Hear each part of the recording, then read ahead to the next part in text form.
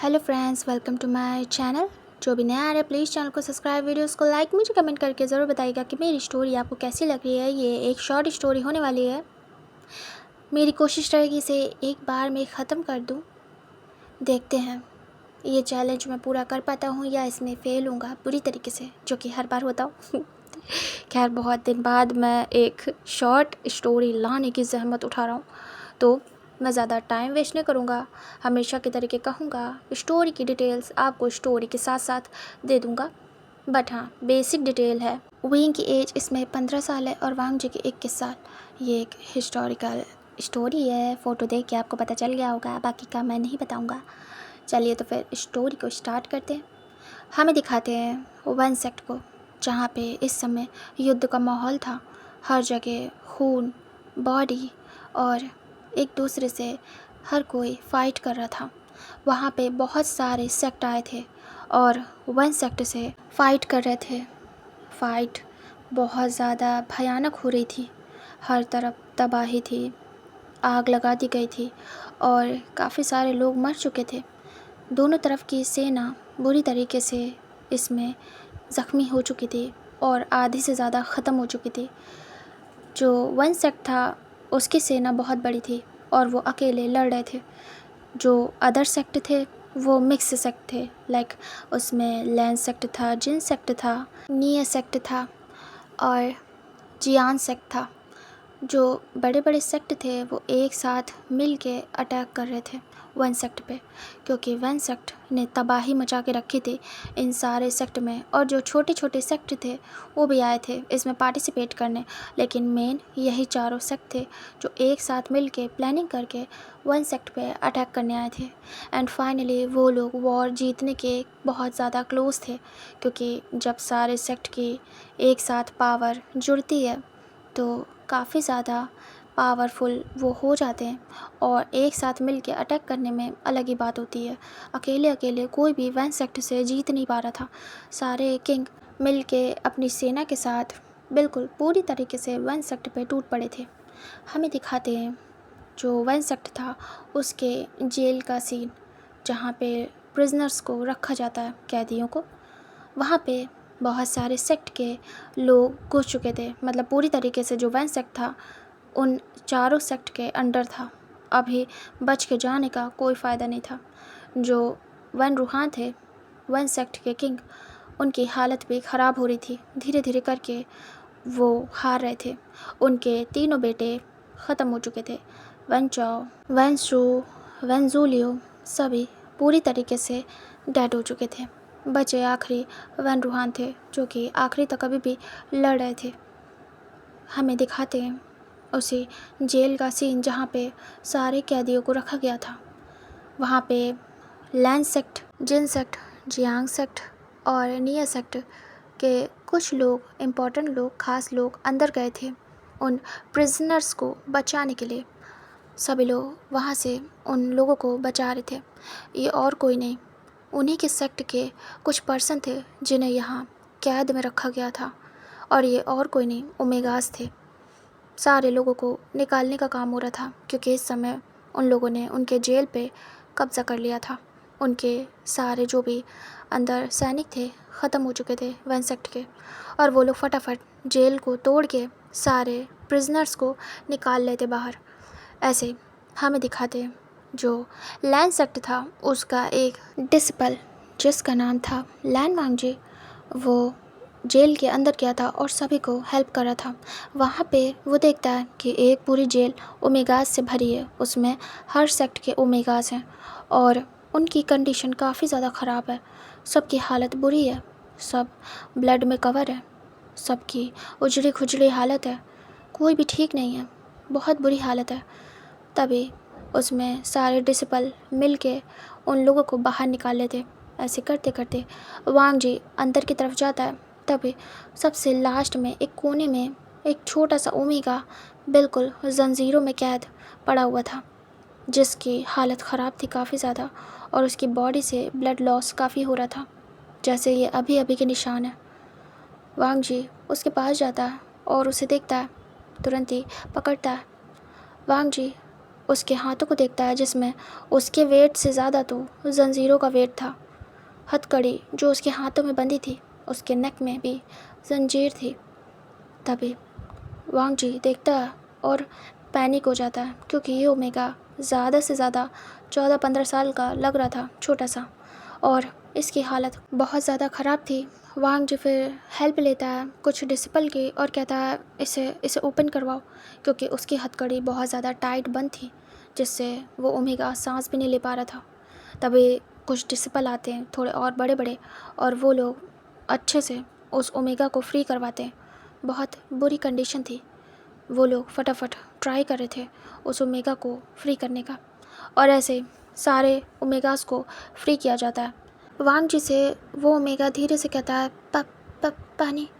तभी वांग जी कहता है कोई पानी ला दो। तभी उनमें से एक पर्सन जाके पानी देता है।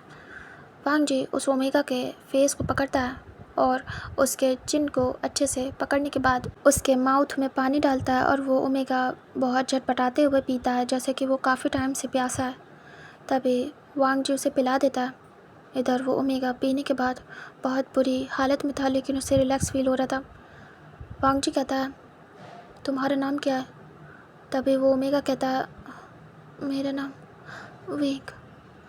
तभी वांग जी उसे पकड़ लेता और कहता तुम किस सेक्ट से हो? बट उससे पहले ही वो ओमेगा बेहोश हो चुका था। तभी वांग जी उसकी सारी जंजीरों को हटवाता है उन लोगों से कह के, और पूरा फ्री करता है। वांग जी कहता है सारे ओमेगास गए? तभी कहते हैं हाँ, सब चले गए। तभी वांग जी कहता है उन सब की हालत कैसी है? तभी वो लोग कहते हैं वो ठीक है, बट इस ओमेगा की तो कुछ ज़्यादा ही हालत ख़राब है। वांग जी उसे पकड़ता है और कहता है हाँ, और वो सीधे उसे कैरी कर लेता है। वांग जी कहता है ये तो बेहोश है, इसे ले जाना पड़ेगा। तभी वो कहते हैं चलो। उसके बाद वहाँ पे कुछ ओमेगास चल नहीं पा रहे थे, किसी का पैर किसी का हाथ ऐसे टूटा था, वो लोग उसे लेके जा रहे थे, मतलब सपोर्ट दे के वो लोग ले जा रहे थे बाहर। ऐसे वो लोग चल रहे थे। वन रूहान हार रहा था, उसे बहुत गुस्सा आ रही थी। वो बैकअप प्लान तैयार करता है और वो अपनी बैकअप सेना को अब बुलवाता है, और वो अटैक करवा देता है अचानक से सभी पे। तो जो ओमेगा जा रहे थे उन पे अटैक हो जाता है। वांग जी और बाकी के लोग देखते हैं कुछ ओमेगा जो अंदर थे जेल के वो बच जाते हैं, लेकिन जो बाहर चले गए थे उन्हें मरवा दिया जाता है तीरों से, और वो लोग कुछ नहीं कर पाते। काफ़ी सारे सैनिक भी मारे जाते हैं। तभी सारे किंग गुस्से में आ जाते हैं, और वो अब बिल्कुल भी वन रूहान को छोड़ने वाले नहीं थे। जितने भी किंग थे एक साथ मिल के बिल्कुल अटैक कर देते हैं, और सीधे सबसे पहले वन रूहान को ख़त्म कर देते हैं। इधर हमें दिखाते हैं जो बाकी के ओमेगा अंदर थे, वो कुछ ही ओमेगा बचे थे, सभी डर गए थे, कोई भी बाहर नहीं जा रहा था। तभी कुछ सैनिक बाहर जाते हैं और देखते हैं काफ़ी हद तक सब शांत हो चुका था, और वन रूहान को ख़त्म कर दिया गया था। अब वॉर एंड हो चुकी थी। पूरी सेना वन सेक्ट की ख़त्म हो चुकी थी। पूरा वन सेक्ट खून में लथपथ था। इधर बचे हुए ओमेगास को, जो कुछ लोग बचे थे, उन्हें बाहर लेके आया जाता है, और जो वांग जी था वो अभी भी कैरी किए हुए था उस छोटे से ओमेगा विंग को। वांग जी बाहर आता है और देखता है सब जगह तबाही हो चुकी थी। तभी जो किंग थे सारे सेक्ट के, वो कहते हैं बचे हुए ओमेगास को देखो कौन किस सेक्ट से, उसके बाद उसे उसके सेक्ट भेज दो बाइज़्ज़त। तभी वो लोग हामिसिर करते हैं, और कुछ अल्फ़ा को भी पकड़ा था, उन्हें तो ऐसे भेज दिया जाता, वो तो खुद ही बता लेते कि उन्हें कहाँ जाना है। ओमेगास से भी पूछा जाता है कि किसको कहाँ जाना है। जो लोग बेहोश थे उनसे थोड़ा रुक के पूछा जाएगा, जितने बेहोश थे उन्हें ले जाया जाएगा सेक्ट में, मतलब किसी भी सेक्ट में, जो भी सेक्ट अपने साथ ले जाना चाहता है वो ले जा सकता है, और ट्रीटमेंट करा के उन्हें उनके सेक्ट भेज सकता है। तभी वो लोग ऐसे ही बातें करते हैं, डिस्कस करते हैं, और लोगों को डिवाइड कर देते हैं अपने अकॉर्डिंग। जो होश में थे उन्हें उनके सेक्ट भेज दिया जाता है, और जो बेहोश थे उन्हें डिवाइड कर दिया जाता है कि कौन कहाँ जाएगा। इधर वांग जी उस ओमेगा को लेके खड़ा था। तभी जो महाराज लैन शिचैन थे वो आते हैं और कहते हैं वांग जी। तभी वांग जी देखता है और कहता है जी महाराज। तभी वो कहते हैं ये ओमेगा बेहोश है, क्या इसने कुछ बताया, ये कहाँ से? वांग जी कहता नहीं। लैन शिचैन कुछ सोचते हैं और कहते हैं चलो ठीक है, इसे हम अपने साथ लैन सेक्टर ले जाएंगे, बाकी के जो ओमेगा और हैं उन्हीं के साथ इसे रखवा दो। वांग जी कहता है जी। उसके बाद सभी वहाँ से निकल लेते हैं, और वन सेक्ट पे अब सभी किंग का कब्जा था। वांग जी उस ओमेगा को लेके जाता है और जो कैरेज थे वो सारे ओमेगा से फिल थे, उसे रखा जा रहा था। तभी वांग जी कहता है कैरेज तो कम पड़ गए महाराज और जगह नहीं है इस ओमेगा को रखने की। तभी वो कहते हैं अच्छा फिर क्या करें, कुछ करना पड़ेगा। तभी वांग जी कहता आप कहें तो मैं इसे हॉर्स पे बिठा सकता हूँ आराम से। तभी वो कहते ठीक है कर लो। वांग जी कहता जी। उसके बाद वांग जी चढ़ जाता है। उसके बाद उसे एक पर्सन उस ओमेगा को दे देता है। वांग जी उसे बिठा लेता है। एक ही ओमेगा बचा था जो कि फिट नहीं हो पाया था, सारे कैरेज फुल थे ओमेगास से। तभी वांग जी उसे अच्छे से पकड़ के बिठा लेता है। जो महाराज थे वो कहते हैं वांग जी कर लोगे ना, क्योंकि वो बेहोश है, गिर गया तो। वांग जी कहता मैं संभाल लूँगा महाराज, धीरे धीरे आऊँगा। तभी वो कहते ठीक है। उसके बाद वो लोग वहाँ से निकल लेते हैं लैंड सेक्ट के लिए और बाकी सारे किंग ऑलरेडी जा चुके थे। हमें यहाँ से टाइम स्किप करके दिखाते हैं सीधे लैंड सेक्ट का, जहाँ पे सारे कैरेज आ चुके थे, महाराज भी आ चुके थे और पीछे पीछे बहुत स्लो अपने हॉर्स को चलाते हुए वांग जी आ रहा था, जिसकी बाहों में वो छोटा सा ओमेगा था जिसे उसने एक हाथ से पकड़ा था और एक हाथ से घोड़े की रस्सी को, और धीरे धीरे करके वो आ रहा था। उसके बाद वो सेक्ट में एंटर होता है, सारे ओमेगास को निकाला जाता है। उसके बाद वैद के पास ले जाया जाता है और जो वांग जी था वो धीरे से उतरता है, उस ओमेगा को भी कैरी करता है अपने शोल्डर पे, क्योंकि उतरने में उसे प्रॉब्लम हो रही थी। तो वो उतरता है और कैरी करता है उस ओमेगा को। उसके बाद वो धीरे से ब्राइडल स्टाइल में उसे शोल्डर से हटा के ब्राइडल स्टाइल में कैरी करता है और सीधे हीलर्स के पास छोड़ आता है। और उसके बाद बाहर आता है। फिर सारे डिसिपल्स को बोला जाता है कि उन्हें क्या करना है अब आगे का। जो वांग जी था लैंड सेक्ट की सेना का एक मामूली सा डिसिपल था, लेकिन वो महाराज लैंग शिचैन का बहुत प्रिय था, क्योंकि उसने अपनी काबिलियत से ख़ुद को हमेशा साबित किया था और काफ़ी ज़्यादा शांत और सुलझा हुआ किस्म का इंसान था। काफ़ी बार जो महाराज लैंग शिचैन थे वो वांग जी से कुछ चीज़ों में पूछते थे, बट वो कोई अच्छे ओहदे पे नहीं था, मामूली सा डिसिपल था। जो लैंग शिचैन थे अपनी सभा में जाते हैं, कुछ वो फैसले लेते बड़े बड़े, और उसके बाद यहाँ से टाइम स्किप करके दिखाते जहाँ पे सारे ओमेगास को धीरे धीरे करके होश आ गया था और काफ़ी हद तक वो ठीक थे। और जो जो होश में आ रहे थे वो अपनी आइडेंटिटी बता रहे थे।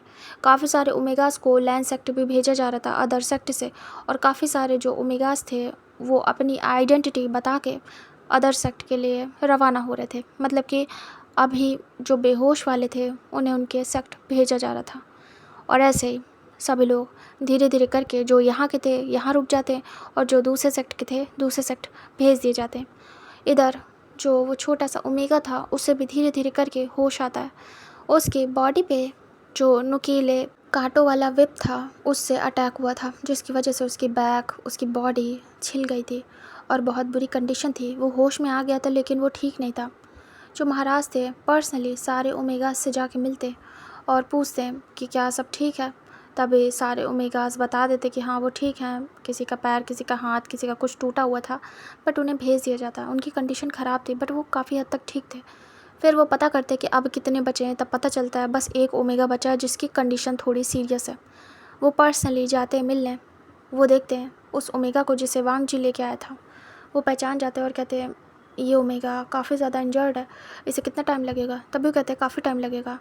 तभी वो कहते हैं ठीक है। फिर वो चले जाते हैं अपना काम करने। फिर उनके राज दरबार का दिखाया जाता है। यहाँ पे वो इनाम देने वाले थे और कुछ लोगों को पोस्ट देने वाले थे जिन्होंने बहुत अच्छी तरीके से फ़ाइट की थी इस वॉर में।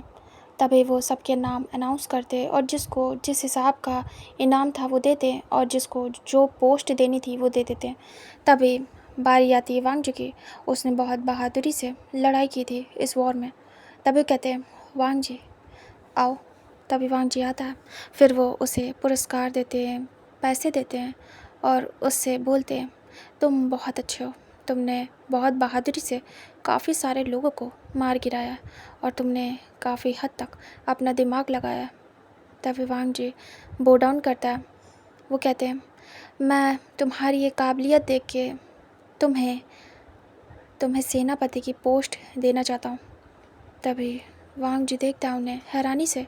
इस पोस्ट के लिए काफ़ी ज़्यादा लोग स्ट्रगल करते थे मतलब ईज़िली नहीं मिल पाती थी, बहुत मेहनत लगती थी और बहुत सारे टेस्ट को पास करना पड़ता था। वांग जी ने तो डायरेक्ट वॉर का ही टेस्ट पास किया था।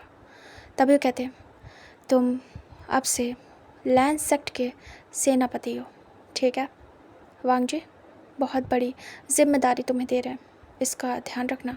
और तुम्हें बहुत बड़े बड़े कार्य भी करने होंगे और इस सेक्ट के बहुत सारे लोगों का तुम्हें पर्सनली ध्यान रखना होगा।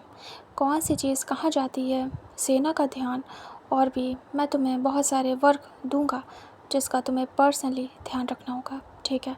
किसी पे ट्रस्ट नहीं करना होगा अपने अलावा। वांग जी कहता है जी महाराज। वो बहुत खुश होता है कि उसे ये मौका मिला। उसने कितनी मेहनत की है, उसने बहुत मेहनत की है इस पोस्ट को पाने के लिए, इस ओहदे को पाने के लिए। वांग जी बो डाउन करता है। उसकी खुशी का ठिकाना नहीं था। उसने अपने माता पिता को खो दिया इसी वॉर में, जंग में, और वो अकेला रह गया। उसने बहुत मेहनत की इस जगह को हासिल करने के लिए और फाइनली आज उसका सपना पूरा हुआ था। उसके बाबा भी एक डिसिपल थे, लेकिन वो कभी सेनापति नहीं बन पाए। उनका मन था कि वो भी सेनापति बने लैंड सेक्ट के, लेकिन उससे पहले ही उनकी डेथ हो गई एक वॉर में। और वो वॉर थी लैंड सेक्ट में, जहाँ पे ओमेगास को भी हार्म किया गया था, जिसमें वांग जी की मदर भी डेड हो गई थी।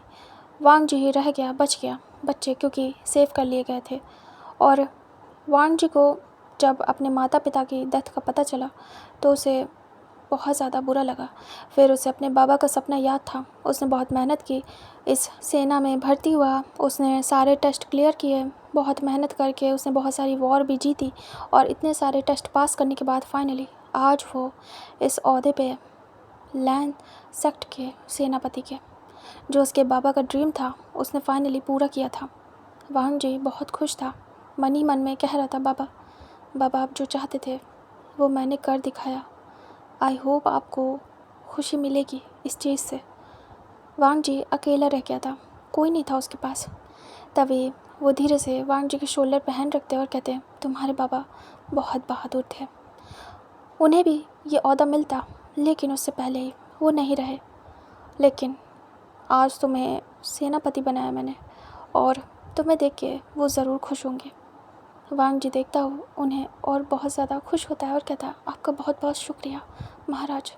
तभी कहते हैं तुम्हें कुछ काम दे रहा हूँ जो बाकी के लोग हैं उन्हें पहुँचाने का, उनके सेक्ट सही सलामत है, ठीक है।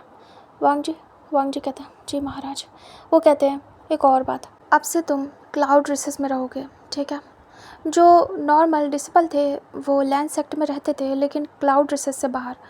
बट जो ख़ास लोग होते थे, जिन्हें ख़ास ओहदे दिए जाते थे, उन्हें क्लाउड रिसेस में रहने की जगह भी मिलती थी। वांग जी ये भी सुन के काफ़ी खुश हो जाता है। वांग जी कहता महाराज। तभी कहते हैं हाँ, तुम्हें एक घर दिया जाएगा क्लाउड रिसेस में, ठीक है। तुम्हें बता दिया जाएगा, तुम्हें वहाँ जाके रहना है, अपना अरेंजमेंट कर लो।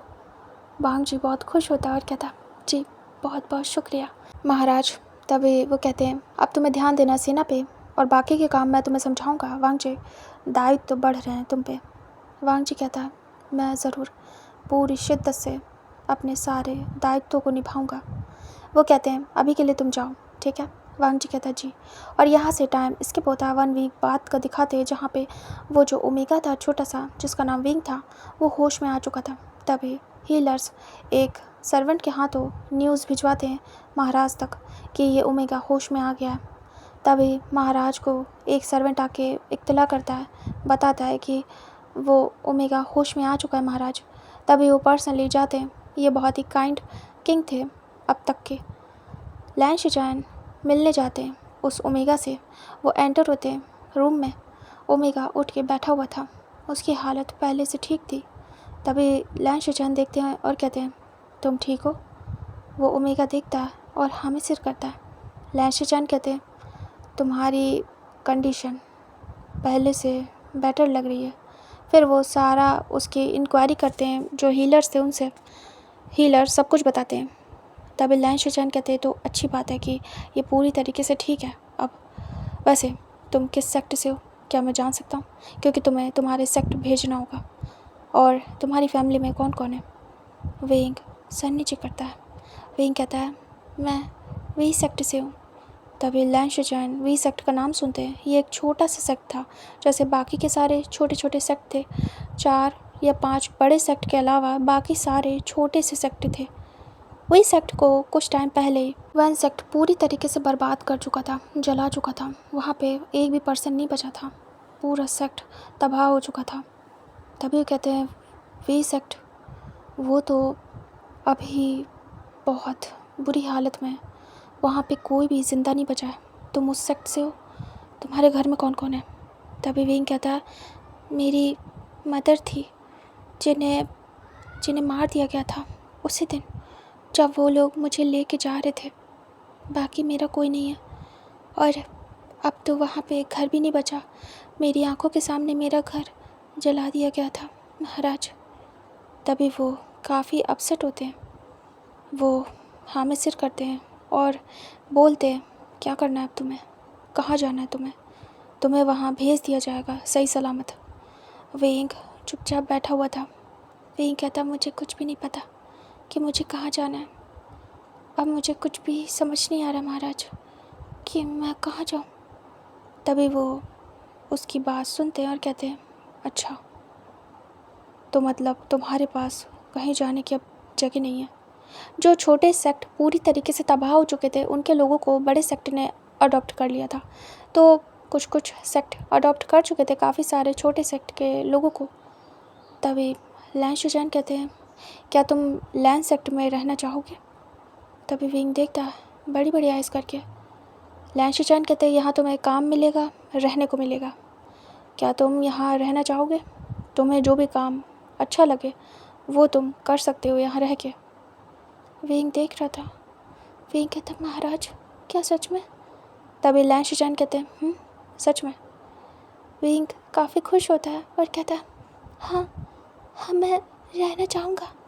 तभी शिचैन कहते हैं ठीक है, मैं अरेंजमेंट करवाता हूँ तुम्हारा। विंग खुश हो जाता है। शिचैन बाहर जाते हैं। उसके बाद वो एक डिसिपल को बोलते जाओ जाके वांग जी को बुला के लाओ, क्योंकि वांग जी अब आगे का सब कुछ संभालने वाला था, छोटे से बड़ा काम, सेना का काम या अदर काम। वांग जी थोड़ी देर में आता है। महाराज वहीं गार्डन में थे और कुछ लोगों से बात कर रहे थे, नए लोगों को कैसे यहाँ रखना है, सबको जगह कहाँ देनी है। वांग जी आता है और कहता है जी महाराज। वो बो डाउन करता है। तभी शिचैन कहते हैं वो ओमेगा होश में आ गया, वो ठीक है और उसके बारे में सारी इन्फॉर्मेशन मुझे मिल गई है। तभी वांग जी कहता है अच्छा जी महाराज, तो फिर क्या करना है? तभी शिचैन कहते हैं वो वी सेक्ट से, लेकिन वी सेक्ट बर्बाद हो चुका है पूरी तरीके से, अब वहाँ कुछ नहीं बचा है और वो छोटा भी है, ऊपर से उसके घर में भी कोई नहीं बचा।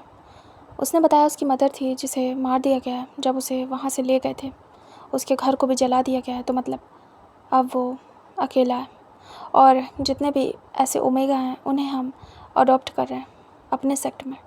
उसे भी मैंने ये कहा है कि हाँ उसे यहाँ रहने को, खाने को, काम करने को मिलेगा। वांग जी तुम्हें पता है ना ये काम तुम ही कर रहे हो, तुम्हें उस ओमेगा को भी एक सही काम दिलवाना है, उसके रहने का हर चीज़ का अरेंजमेंट तुम्हें करना है। तभी वांग जी कहता है जी महाराज हो जाएगा। तभी कहते हैं ठीक है अब मैं जा रहा हूँ और कुछ ओमेगास की लिस्ट है जिन्हें भेजना है उन्हें भिजवा दो। तभी वांग जी कहता है जी महाराज। उसके बाद लैन शिचैन वहाँ से निकल लेते हैं। उन्हें अदर सेक्ट में जाना था, मतलब कुछ किंग से बात करने। इधर वांग जी सीधे जाता है हीलर्स के रूम में। वो जाता है, डोर को नॉक करता है। तभी एक हीलर आके डोर ओपन करता है। वांग जी कहता है मुझे उस ओमेगा से मिलना है। तभी कहते हैं वो अंदर जाता है, देखता है उस ओमेगा को। वो ओमेगा बैठा हुआ था, बिखरे बाल थे उसके, निशान थे उसकी बॉडी पे। वांग जी कहता है तुम अगर चल सकते हो तो उठ जाओ, तुम्हें लेके जाना है मुझे। विंग देखता है वांग जी को, ये वही पर्सन है, वही पहला पर्सन जो उसके पास आया था, उसे पूछा था, पानी पिलाया था और अलग सा ही विंग को उससे होमली फील हुआ था। वो पर्सन कहता है उठो। विंग धीरे से उठने की कोशिश करता है और वो पैर रखता है फ्लोर पे। तभी वांग जी उसे पकड़ लेता है क्योंकि विंग उठ नहीं पा रहा था। वांग जी उसे सपोर्ट देता है और उसे उठा देता है। विंग उठ जाता है। वांग जी धीरे से हेल्प करता है और कहता है तुम्हें एक घर दिया जाएगा। तुम काम क्या करना चाहते हो यहाँ रह के, मुझे बता दो, मैं देख लूँगा तुम्हें क्या काम देना है।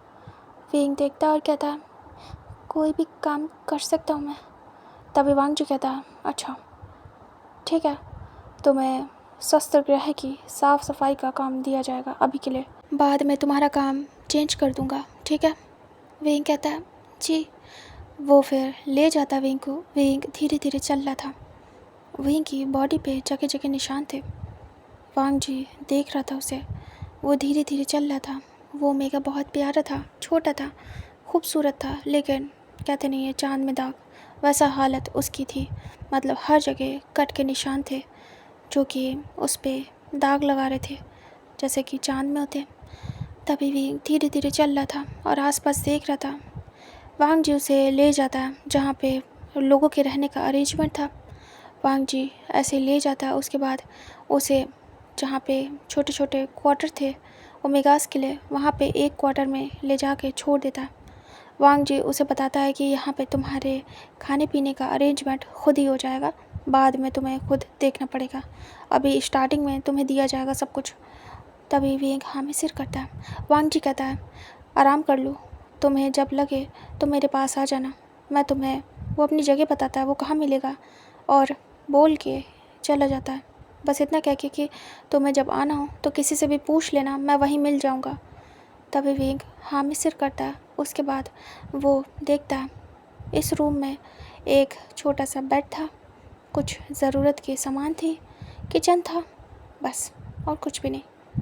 विंग धीरे से जाता है इस घर की विंडो के पास और विंडो से बाहर देखता है। वो अल्फा जा रहा था। विंग उसे देख रहा था एकटक। विंग आइस ब्लिंक करता है।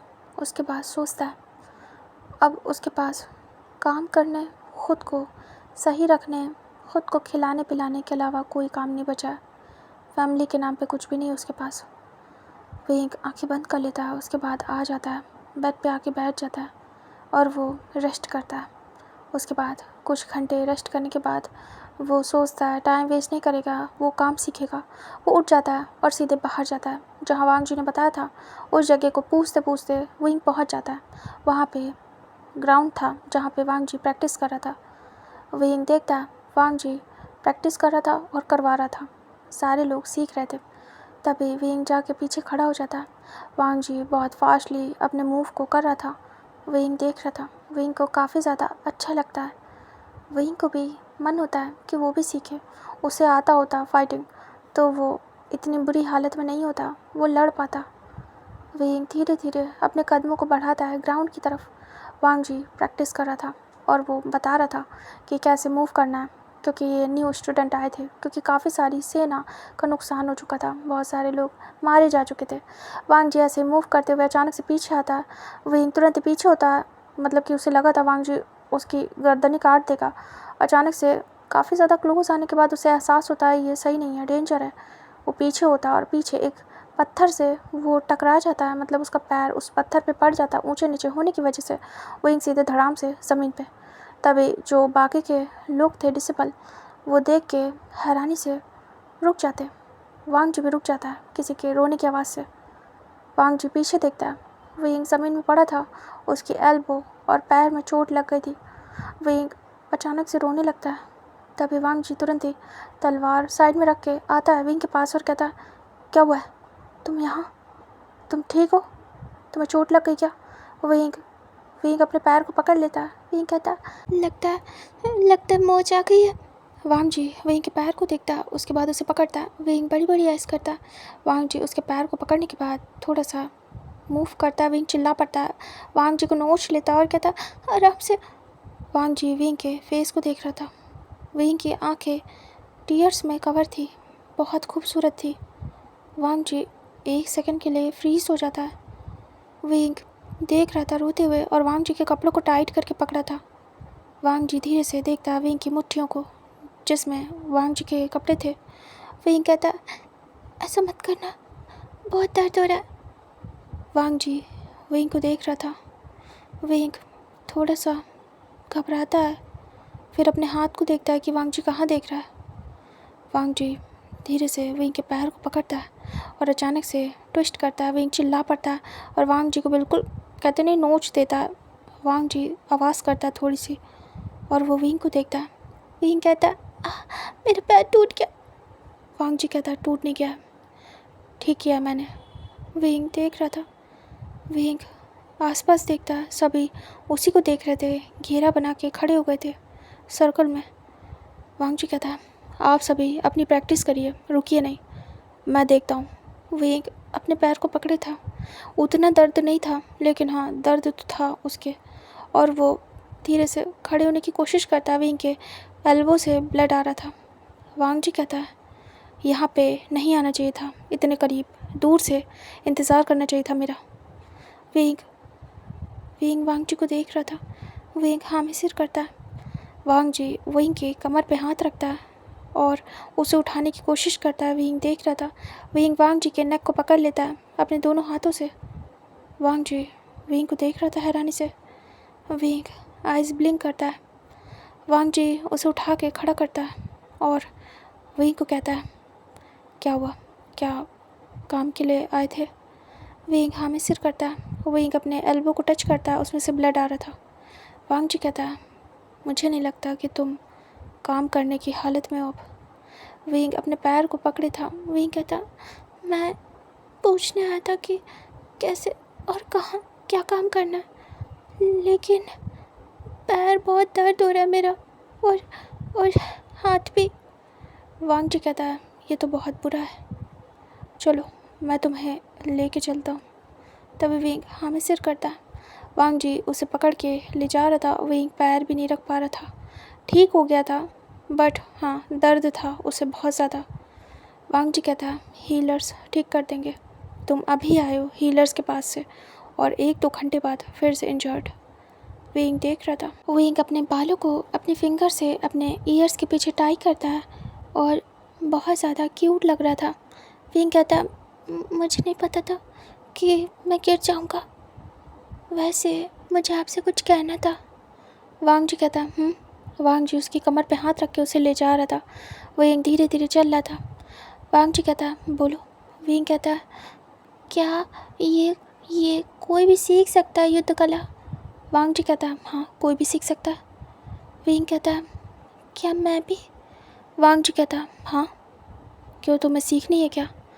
विंग कहता अगर मुझे ये आती तो मैं अपनी माँ को बचा पाता और ख़ुद को, मुझे नहीं आती।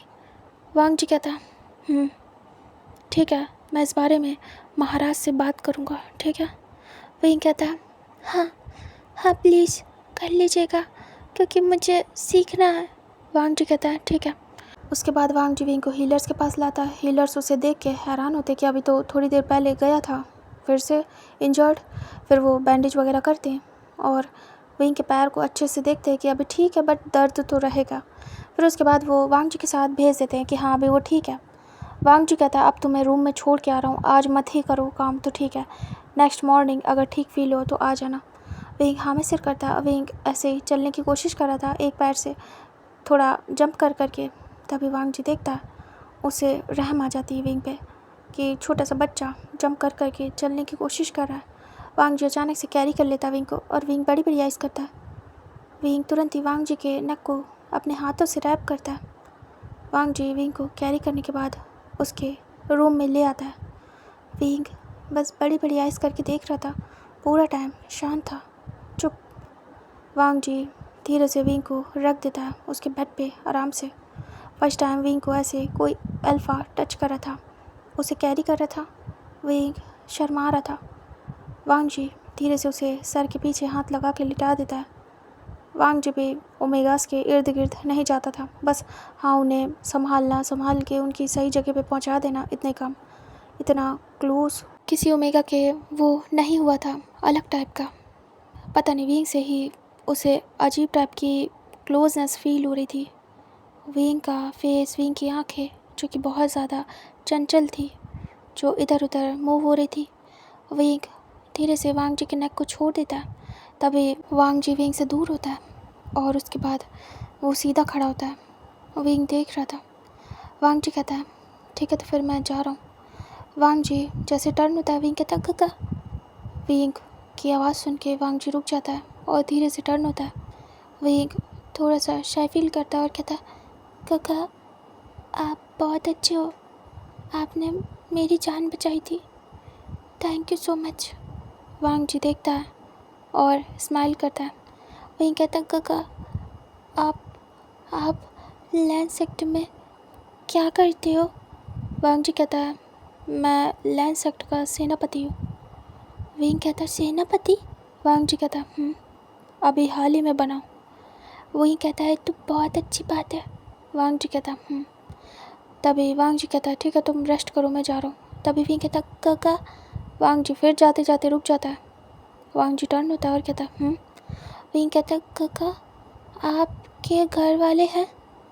आपके घर में कितने लोग हैं? वांग जी कहता है, तुम्हें क्या करना है? विंग चुप हो जाता है और कहता है, कुछ नहीं। वांग जी कहता है, मैं अकेला हूँ, मेरे घर में कोई नहीं है। विंग देखता है। विंग कहता है, मेरे भी। वांग जी कहता है, हाँ मुझे पता चला। विंग अपसेट होता है और कहता है, काका बहुत दुख होता है ना? वांग जी कहता है, हाँ बहुत दुख होता है। विंग कहता है, मेरी मम्मा को मार दिया, अब अकेला फील हो रहा है, मेरे पास भी कोई नहीं है। अब मैं क्या करूँगा? अगर मुझे किसी की ज़रूरत होगी तो मैं किससे कहूँगा? काका यहाँ पे क्या ऐसा कोई होगा जिसे मैं बता सकूँ, या फिर मेरा किसी से बात करने का मन हो तो मैं किसी से बात कर सकूँ, या फिर कोई मेरी मदद कर सके, या फिर मैं किसी के लिए। फिर विंग चुप हो जाता है। विंग उस मौत को भूल नहीं पाया था जो उसकी मदर की हुई थी, और जिस तरीके से उसे ले जा के बहुत तंग किया था। विंग के दिल में डर बस गया था। वो बहुत कुछ कहना चाहता था। उसकी ऐसी आदत थी कि उसे कोई चाहिए बात करने के लिए, उसकी बचपन से आदत थी, वो बहुत बोलता था। तो अब वो किससे बोलेगा? कौन उसकी सुनेगा? विंग फ्रस्ट्रेट था, बहुत कुछ बोलना चाहता था, लेकिन सुनने वाला कोई नहीं उसके पास, कोई भी नहीं। उसके दोस्त वगैरह सब मारे गए थे, कुछ जला दिए गए थे, कुछ मारे गए थे, ज़्यादा दोस्त भी नहीं थे उसके पास। विंग अपसेट था, और जो एक आधे ओमेगा दोस्त थे उनके साथ बुरा बर्ताव करके, ज़बरदस्ती करके उसी हालत में मार दिया गया था। विंग के साथ भी कोशिश हुई थी, बट विंग को छोड़ दिया गया था टॉर्चर करके और बंदी बना दिया गया था, क्योंकि विंग मान नहीं रहा था सीधी तरीके से। उससे बहुत कुछ कहा जा रहा था बट विंग नहीं कर रहा था, और इसी सज़ा में उसे बंदी बनाया गया था। और उसके बाद उसका काम लगाते, लेकिन उससे पहले ही लैंसेट ने अटैक कर दिया तो विंग बच गया। विंग देख रहा था। वांग जी को एक हमदर्दी फील होती है, क्योंकि उसने अकेलापन झेला था, फेस किया था। उसे भी ज़रूरत थी बहुत ज़्यादा अपने पास किसी की होने की, जिससे वो अपना दुख दर्द बता पाए। तो वांग जी समझ पा रहा था विंग की कंडीशन। विंग चुपचाप बैठा था। तभी वांग जी तुरंत ही विंग के पास आता है, क्योंकि विंग उठ के बैठ गया था बात करने के चक्कर में। वांग जी विंग के साइड में बैठ जाता है और कहता है, अच्छा ठीक है, तुम चाहो तो मुझे बता सकते हो, अगर तुम किसी से कुछ कहना चाहते हो तो मैं सुन लूँगा। विंग देखता है और कहता है, सच में काका? वांग जी कहता है, मैं सुन लूँगा। विंग स्माइल करता है और कहता है, काका काका मेरी माँ को मेरी आंखों के सामने मार दिया, और ऐसे नहीं मारा था, पहले उनकी गर्दन काट दी और फिर जला दिया था मेरी आंखों के सामने, मैं कुछ भी नहीं कर पाया। विंग रोने लगता है। वांग जी को बुरा लगता है। वो अपने माता पिता की डेथ को याद करता है। तभी वो आंखें बंद कर लेता है, उसके बाद ओपन करता है और कहता है, शांत हो जाओ। वो विंग के सर पे पैट करता है और कहता है, रोते नहीं हैं, कोई बात नहीं। हाँ, वो लोग बहुत बुरे थे जिन्होंने ये किया है। विंग कहता है, काका मैं अकेले रह गया, मुझे डर लग रहा है, अब कुछ होगा तो मैं किससे कहूँगा? मेरे पास कोई नहीं होगा, मुझे डर लगता है अकेले रहने से। सब लोग कैसे रह लेते हैं? काका आप रह लेते हो क्या अकेले? वांग जी कहता है, हाँ रहना पड़ता है, जब कोई है ही नहीं आपके पास तो आपके पास कोई और ऑप्शन नहीं बचता है अकेले रहने के अलावा, समझे? विंग कहता पर मैं तो नहीं रह सकता काका, वहाँ पे बहुत बुरा हुआ था। वांग जी कहता है क्या हुआ बताओ मुझे। विंग धीरे से टीयर्स को साफ करता हुआ कहता वहाँ पे मेरे साथ और मेरे जो ओमेगा दोस्त थे उनके साथ बहुत बुरा हुआ। वांग जी कहता है क्या हुआ। विंग कहता है उनके साथ उनकी राजसभा में वो बुरा बुरा कर रहा था अल्फा ने। वांग जी कहता है क्या। विंग आंखों देखा नज़ारा बताता है कि उन ओमेगास को सबके सामने बिना कपड़ों के किया और सभी ने एक ही इंसान के साथ ये सब कुछ किया था जिससे बाकी के ओमेगा डर गए थे और फिर यही हाल बाकी के बचे ओमेगा का भी करा था एक ओमेगा के साथ सबने। तो इससे कोई भी ओमेगा ज़्यादा टाइम के लिए सरवाइव नहीं कर पा रहा था। जब विंग की बारी आई तब तक वो काफ़ी थक चुके थे और विंग ने काफ़ी मना किया और बहुत ज़्यादा स्ट्रगल किया। तो विंग को सज़ा के तौर पे पहले खूब मारा गया, उसके बाद बंदी बना दिया गया था। विंग ने बहुत कुछ बोल भी दिया था क्योंकि विंग मुंह बहुत चलाता था, तो पहले उसे सज़ा के तौर पे बांध दिया गया था, उसके बाद मारा गया, फिर उसके बाद उसे हथकड़ी पहना के कारागार में डाल दिया गया था। और कुछ टाइम बाद उसके साथ ये सब कुछ होने वाला था, वो भी बुरी तरीके से जैसे सबके साथ हुआ था, मार मार के सबने किया था। वांग जी ये सब कुछ सुनने के बाद थोड़ा सा परेशान होता है विंग के लिए। विंग कहता वो बहुत बुरा था, मैं कभी नहीं भूल सकता, वो बहुत डरावना था, सब एक ही के साथ। विंग फेस पे हाथ रख लेता है। विंग रात रात सो नहीं पाया था उस मंज़र को याद करके। तभी वांग जी उसे पैट करता है और कहता है शांत हो जाओ। विंग कहता काका वो नज़ारा आँखों से नहीं जा रहा, मैं किसी को नहीं बता पाया, लेकिन अभी आपको बता रहा हूँ काका, मुझे नींद नहीं आती है, ऐसा लगता मेरे साथ होने वाला है, मैं डर गया हूँ काका, नहीं होगा ना। वांग जी कहता नहीं होगा, तुम इतना ज़्यादा सोचना बंद करो। विंग डरा हुआ था। विंग कहता अभी आपसे बता के अच्छा लग रहा है काका। वांग जी कहता अच्छा लगेगा, परेशान मत हो, तुम मुझसे बता सकते हो। अच्छा ठीक है, आज के बाद मैं तुम्हें ये परमिशन देता हूँ, तुम मुझसे कुछ भी कह सकते हो, ठीक है। विंग देखता है और कहता है सच में काका।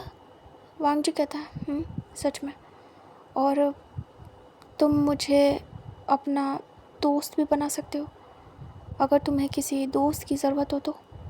बाकी तो मैं तुम्हारा कुछ नहीं बन सकता, लेकिन हाँ एक दोस्त बन सकता हूँ।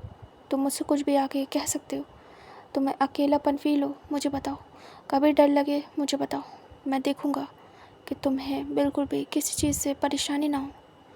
विंग तुरंत ही वांग जी के हाथ को पकड़ लेता है और खुश होता है। वांग जी के हाथ को अपने सिर पे रखता है और कहता है ऐसे करो काका, अच्छा लग रहा है। वांग जी विंग के सर पे पैट करता और कहता वांग जी इस चीज़ से एक चीज़ तो समझ पाया था कि विंग अभी बच्चा है और उसके दिल पे काफ़ी ज़्यादा बुरा असर पड़ा है इस चीज़ का, जो भी उसने फेस किया। और इस तरीके से इंसान तभी करवाता है पैट खुद को जब वो काफ़ी डरा हुआ होता है या अकेला फील कर रहा होता है। वांग जी धीरे से विंग के सर पे पैट करने के बाद उसे कहता है रेस्ट करो, ठीक है, कल तुम ठीक होना तो ही आना।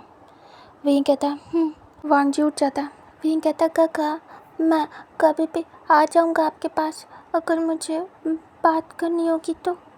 वांग जी विंग की तरफ देखता है और हाँ में सिर करता है, फिर उसके बाद आगे की तरफ फेस करता है और स्माइल करता है। उसे बहुत पसंद आया था विंग, काफ़ी क्यूट था, उसका फेस बिल्कुल एक बच्चे की तरीके था। और इधर विंग को बहुत ज़्यादा पसंद आया था वांग जी। जब फर्स्ट टाइम उसने अपनी आइज़ ओपन की थी उस कारागार में इतनी सारी प्रताड़ना के बाद, तो पहला फेस वांग जी था उसके काफ़ी करीब, उसे संभालता हुआ। और वांग जी के हाथों से पानी पीने के बाद लास्ट टाइम विंग ने वांग जी को ही देखा था। और जब वांग जी ने विंग को टच किया था तो एक अलग सा सॉफ्टनेस थी वांग जी के टच में, एक अलग सा कामिंग वार्मथ सा फील हो रहा था विंग को। जैसे कि हमारी लाइफ में बहुत सारे पर्सन होते हैं, आते भी हैं, लेकिन उसमें से कोई एक ऐसा होता है जिसकी वार्मथ जिसका टच, जिसका देखना ही भर काफ़ी होता है। इतना ज़्यादा होमली और इतना ज़्यादा कामिंग फ़ील कराता है कि उसके अलावा कोई और दिखता नहीं है। फिर हमें उसे जानने की भी ज़रूरत नहीं है, चाहे वो क्यों ना पहली बार ही आया हो हमारी लाइफ में। वैसा ही था कुछ विंग का हाल। जब वांग जी को उसने देखा था, वो उस अंधेरे में एक रोशनी की किरण जैसा लग रहा था उस समय, क्योंकि उस समय उस कारागार में कोई था नहीं, अदर अल्फ़ा और अदर लोग, क्योंकि काफ़ी लोगों को निकाला जा चुका था। लेकिन वांग जी की नज़र विंग पे पड़ी थी, एक कोने में पड़ा जंजीरों में कैद ओमेगा। विंग याद कर रहा था कैसे वांग जी आया था। उसके बाद भी जब वो उठा तो उसने शिचैन को देखा, बहुत सारे लोगों को देखा जो हीलर्स थे, लेकिन किसी से बोल नहीं पाया, बहुत ज़्यादा डरा हुआ था। लेकिन जब उसने वांग जी को देखा तो उसे वही फेस याद आया जिसने उसे बचाया था, और एक अलग सा अटैचमेंट, एक सूदिंग सा वांग जी के साथ फील हुआ विंग को। विंग वांग जी को जाते हुए देख रहा था। वांग जी बाहर निकलता और धीरे से डोर को बंद कर देता। वांग जी जैसे बाहर आता, उसे काफ़ी ज़्यादा अच्छा लगता है कि विंग उससे कुछ कह पाया। वांग जी को किसी का कुछ भी सुनने में इंटरेस्ट नहीं था, लेकिन इस बच्चे का सुनने में उसे इंटरेस्ट था। पता नहीं क्यों ही उसे इसे कंफर्ट करना था। वांग जी वहाँ से निकल लेता है, उसके बाद सभी को सिखाने लगता है और यहाँ से टाइम स्किप होता है। नेक्स्ट डे का सीन दिखाते हैं जहाँ पे विंग भले इंजर्ड था बट उसे बेटर फील हो रहा था और उसे वांग जी से मिलने की एक्साइटमेंट थी। विंग तुरंत ही सुबह अच्छे से तैयार होता है। वहाँ पे 2 जोड़ी कपड़े रखे हुए थे, मतलब कि सबको दिए गए थे, सारे ओमेगास को 2 जोड़ी कपड़े। जो विंग था काफ़ी छोटा था सारे ओमेगास में, तो उसे वो कपड़े काफ़ी ज़्यादा बड़े आ रहे थे। विंग पर उसे अच्छे से पहन लेता है, उसके बाद बाहर निकलता है। उन कपड़ों को उठा के, मतलब थोड़ा सा पकड़ के, जो बड़ा सा लहंगा होता है उसके तरीके वो लग रहे थे। विंग उसे उठा के बाहर निकलता है और विंग के बाल अभी भी ओपन थे, पूरे बिखरे हुए खुले। विंग बाहर निकलता है और सबसे पहले वहीं जाता है जहाँ पे उसने कल वांग जी को देखा था। विंग ग्राउंड में जाता है। इस समय पे ग्राउंड में कोई नहीं था, मॉर्निंग का टाइम था। विंग आसपास देखता है, वहाँ पे सारे सर्वेंट इधर से उधर टहल रहे थे, बट कोई भी पाबंदी नहीं थी कि किसी को पूछे कि तुम यहाँ क्या कर रहे हो, यहाँ क्यों टहल रहे हो, ऐसा कुछ भी नहीं था। विंग आसपास देखता है, लेकिन कहीं पे भी उसे कोई ऐसा पर्सन नहीं मिल रहा था जिससे वो कंफर्ट होके पूछ सके। विंग सभी को देख रहा था, सभी आपस में बिजी थे। विंग धीरे धीरे जाता है, एक तो ओमेगा से पूछता है कि वो कहाँ मिलेंगे, लेकिन वो लोग पूछते हैं वो कौन। तभी विंग कहता अरे वो लंबे से सुंदर से, बट कोई भी बता नहीं पाता क्योंकि नाम पता होना चाहिए, और विंग ने शायद वांग जी का नाम नहीं पूछा। विंग कहता मैंने तो नाम ही नहीं पूछा काका का, मैं ढूंढूं कैसे, क्या बताया था वो यहाँ पे कुछ है। विंग को याद नहीं आ रहा था वांग जी ने क्या बताया था, वो यहाँ पे किस ओहदे पे है। विंग धीरे से अपने बालों को रफल करता है और कहता पता नहीं कैसे ढूंढूं उन्हें, वो कहाँ मिलेंगे। विंग ऐसे जा रहा था, तभी विंग के पैरों में उसका ही हाथ वो फंस जाता है। विंग थोड़ा सा झुक के उसे निकालने लगता है, तभी जैसे ऊपर फेस करता है, सामने से 2-4 लोगों के साथ वांग जी आ रहा था। विंग बड़ी बड़ी आइस करता है और कहता है काका। विंग तुरंत ही जाता है, दौड़ते भागते, भले उसके पैरों में दर्द था फिर भी जाता है। वांग जी विंग को सामने से आते हुए देख लेता है। वांग जी उन लोगों से कहता है तुम लोग जाओ, मैं बाद में आता हूँ। तभी वो लोग चले जाते हैं। वांग जी विंग की तरफ आता है, विंग भागते दौड़ते आता है और कहता है काका। तभी वांग जी कहता है आराम से, गिर जाओगे।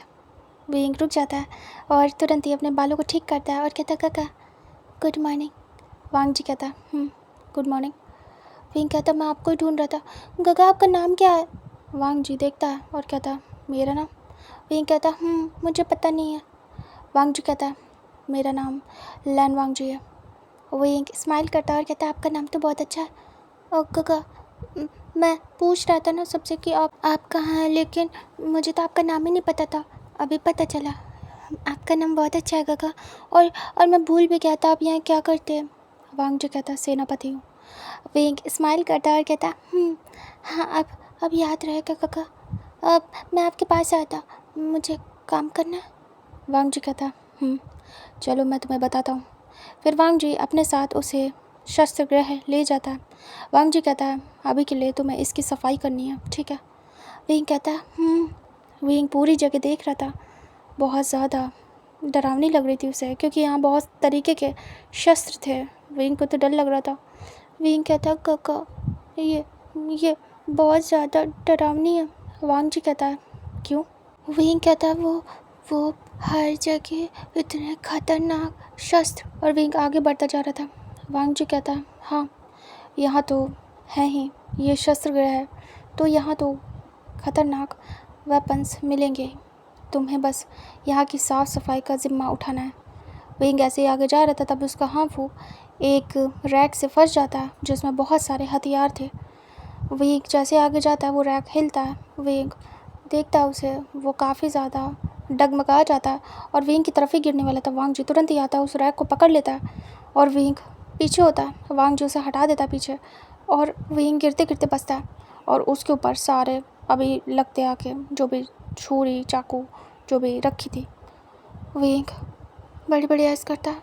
विंग तो हक्की पक्की गुल।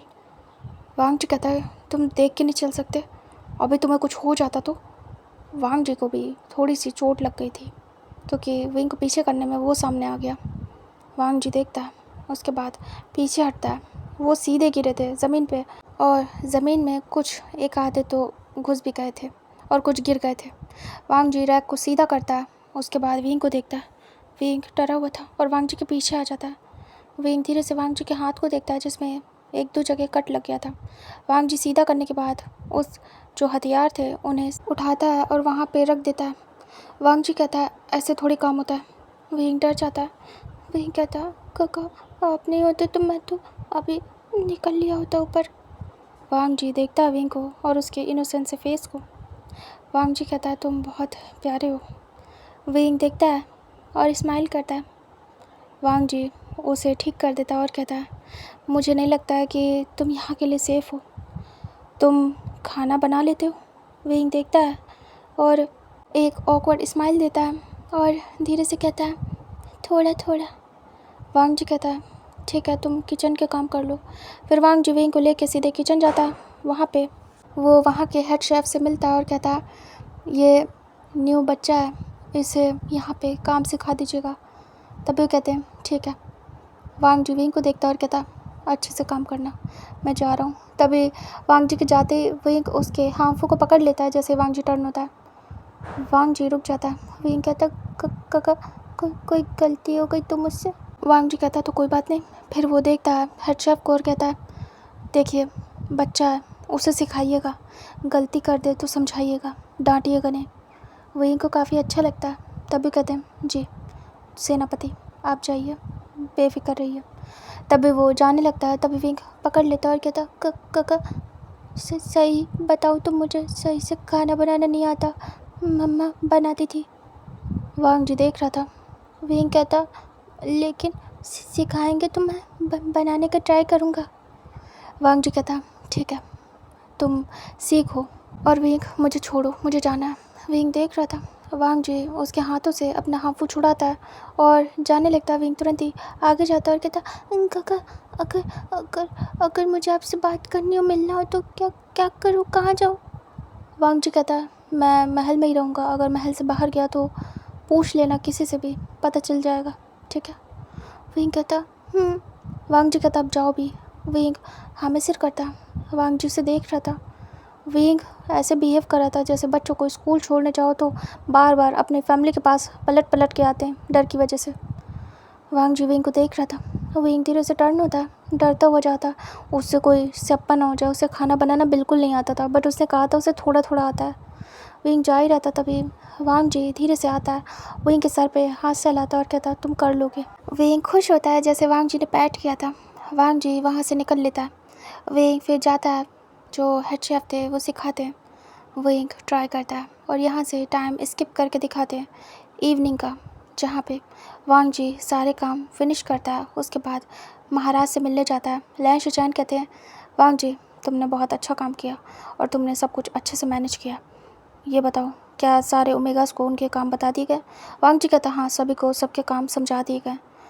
बट महाराज एक ओमेगा है, आप वो याद है, वो बच्चा, वो थोड़ा अभी काम को समझने के लिए ठीक नहीं है। वो बहुत ज़्यादा डर रहा है हर चीज़ से। उसने मुझे कुछ पर्सनल बातें बताई है। जो उसके साथ हुआ था बहुत बुरा था, लेकिन फिर भी वो बता पाया मुझे, और काफ़ी डरा हुआ है। उसे कुछ आता भी नहीं सही से। मैं यही सोच रहा हूँ उसे काम क्या दूँ। तभी शिचैन कहते हैं, ऐसा है क्या? वांग जी कहता, वो किचन के काम करने गया है, लेकिन पता नहीं, कह रहा था कि ज़्यादा अच्छे से नहीं आता है। मैं शस्त्र गृह ले गया था, वहाँ पे भी वो इंजर्ड हो जाता, और बड़े बड़े काम हैं जिसमें वो कर नहीं पाएगा, या तो फिर मैं महल की साफ़ सफाई का काम दूँ। तभी शिचैन सोच रहे थे, फिर वो कहते हैं, एक काम करो, उसे साफ़ सफाई का काम ही दे दो, ज़्यादा सही रहेगा। वांग जी कहता है, जी। उसके बाद वांग जी जाता है वहाँ से और हेड शेफ़ से मिलता है। तभी वांग जी को पता चलता है विंग ने पूरा कबाड़ा कर दिया, और विंग चुपचाप सर झुका के खड़ा था। वांग जी बात करता है, तभी पता चलता है कि विंग को कुछ भी नहीं आता। उसने सब खराब कर दिया, बहुत सारा नुकसान कर दिया, और उसे डांट भी पड़ी थी। तभी वांग जी जाता है विंग के पास, और विंग सज़ा के तौर पे खड़ा था चुपचाप सर झुका के। तभी वांग जी कहता, विंग धीरे से देखता है। अचानक से वांग जी को देख के वो तुरंत ही हक कर लेता है। वांग जी फ्रीज। वांग जी कहता है, आपने इसे डांटा क्यों? इसे आता हो या नहीं, आपको डांटना नहीं चाहिए था। तभी वो कहते हैं, बहुत सारा नुकसान कर दिया, महाराज को डिनर टाइम पे नहीं पहुंचेगा। तभी वांग जी कहता है, ठीक है, मैं समझ रहा हूँ, अब मैं इसे लेके जा रहा हूँ। वांग जी विंग को पकड़ता है और कहता है, तुम चलो मेरे साथ। फिर विंग जाता है। विंग रो रहा था। वांग जी कहता है, क्या किया तुमने? विंग कहता, मुझे कुछ भी नहीं आता सही से, या फिर कहूँ मुझे आता ही नहीं कुछ भी। मम्मा करती थी। वांग जी कहता है, अच्छा ठीक है, किचन के काम अब तुम्हें नहीं मिलेंगे, ठीक है। विंग कहता है, विंग रो रहा था। वांग जी विंग के फेस को देखता है और धीरे से उसके टीयर्स को साफ़ करता है और कहता है, चुप हो जाओ। विंग धीरे से चुप होने की कोशिश करता है, क्योंकि विंग काफ़ी घंटे से खड़ा था। विंग के पैर दुख गए थे। विंग कहता, मैंने जानबूझ के नहीं किया। वांग जी कहता, हाँ मैं समझ रहा हूँ, कोई बात नहीं, होता है। विंग जा रहा था ऐसे, और विंग की आंखों से आंसू गिरना बंद नहीं हो रहे थे, भले शांत हो गया था, सिसकना बंद हो गया था। वांग जी विंग के फेस को देखता, जो कि बहुत क्यूट लग रहा था। वांग जी वहीं से जा रहा था, साइड से वो अपने हाथों को फिराता है। जो गार्डन का साइड का एरिया था, वहाँ फ्लावर्स लगे थे। वांग जी पेड़ों पे ऐसे हाथ फिराता है और एक फूल तोड़ लेता है। विंग बस ऐसे जा रहा था, अचानक से वांग जी विंग के सामने करता है फूल और कहता है, ये लो तुम्हारे लिए। वांग जी उसे चुप कराने की कोशिश कर रहा था। विंग देखता है और खुश हो जाता है। विंग कहता, काका मेरे लिए? वांग जी कहता, तुम्हारे लिए। वांग जी विंग की केयर करना चाहता था, पता नहीं क्यों हुई। वो विंग को सबसे हाइड करके रखना चाहता था। ऐसी फीलिंग्स उसके दिल में अचानक से एंटर हुई थी जब उसने विंग को सर झुकाए खड़े देखा था और वो रो रहा था। वांग जी विंग के हाथ को पकड़ता है, उसे लेके जाने लगता है। विंग चुपचाप जा रहा था। वांग जी वहाँ के सफाई कर्मचारी से मिलता है, लाइक जो हेड थे, जो सफाई करवाते थे महल की। उनसे कहता है, विंग को साफ़ सफाई का काम दे दीजिए। तभी कहते हैं, ठीक है। उसके बाद वो विंग को ले जाते हैं। काफ़ी लेट हो गया था। विंग को पहले एक डेमो के लिए सिखाना था, देन फिर नेक्स्ट डे से विंग करेगा। विंग को वो ले जाते हैं। सबसे पहले तो राजसभा की साफ़ सफाई का काम देते हैं। तभी विंग जाता है। इतनी बड़ी राजसभा इस समय पूरी खाली थी। विंग को वो सफाई का सामान देते हैं और कहते हैं, सबसे पहले थ्रोन से स्टार्ट करो, पूरा अच्छे से एक एक जगह साफ़ होनी चाहिए, एरिया आसपास का, फिर सारी चेयर्स, और उसके बाद फ्लोर, ये सब तुम्हें साफ़ करना है। विंग कहता, हाँ। विंग इतना बड़ा कैसे साफ़ करेगा? विंग कहता, ये मैं अकेले? तभी कहते हैं, तुम्हारे साथ और भी लोग होंगे, तुम जो चाहे वो हिस्सा ले लो साफ़ करने के लिए। विंग हम सिर करता है। विंग थ्रोन ही सेलेक्ट कर लेता है और उसी को साफ़ करने का सोचता है। फिर उसके बाद विंग साफ़ कर रहा था। साफ़ करते करते वो सीढ़ियों के पास आता है, वहाँ भी साफ़ करता है, और नीचे आ रहा था। वो उसे अलग अलग कपड़े दिए जाते हैं, मतलब थ्रोन को अलग कपड़े से साफ़ करना उसके भी तरीके थे, और फ्लोर को अलग। विंग सब एक बराबर कर देता है। तभी जो मेन हेड था साफ़ सफाई का, वो सब पे नज़र रख रहा था। बाकी सभी अच्छे से कर रहे थे, लेकिन जब वो विंग को देखते हैं तो उनका दिमाग ख़राब हो जाता है। विंग ने और गंदा कर दिया था थ्रोन को। तभी वो तुरंत ही आते हैं और कहते हैं, ये क्या कर रहे हो? तभी विंग डर जाता है। वो कहते हैं तुमने ये सब गड़बड़ कर दी, तुम्हें सिखाया था ना इससे थ्रोन साफ होगा और इससे फ्लोर। विंग कहता हाँ हाँ वही तो किया है मैंने। तभी वो कहते हैं तुमने गलत किया और अब तुम्हें इसकी सज़ा मिलेगी। तुम्हें एक बार में समझ में नहीं आता है सही से